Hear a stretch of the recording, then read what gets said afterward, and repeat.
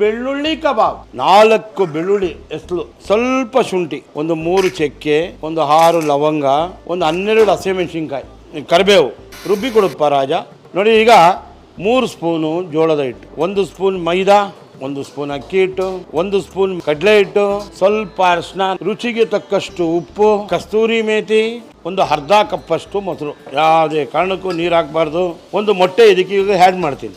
Oil ನಿಮ್ಗೆ ಆವಾಗಲೇ ತೋರಿಸ್ಕೊಟ್ಟಿದ್ದನ್ನು ಮಿಕ್ಸಿಲಿ ರಫಾಗಿ ರುಬ್ಕೊಂಡಿದ್ದೀನಿ. Chicken ಈಗ ಇದೆಲ್ಲ ಹೆಲ್ತಿ ಕಾನ್ಷಿಯಸ್ಸು. ಚೆನ್ನಾಗಿ ನೆಂದಿದೆ, ನೀಟಾಗಿ ಎಳೆ ಕಾವಲಿಡಿ, ಚೆಂದ ಮಾಡಿಸಿ, ಚೆಂದ ತಿನ್ನಿಸಿ. ನೋಡಿ, ರಸ್ಕ್ ಥರ ಆಗ್ತಾಯಿದೆ.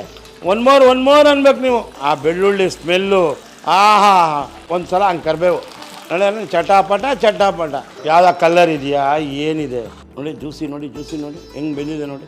ಹೂವು ಇದ್ದಾಗಿದೆ. ಆಹಾ ಎಕ್ಸ್ಟ್ರಾ.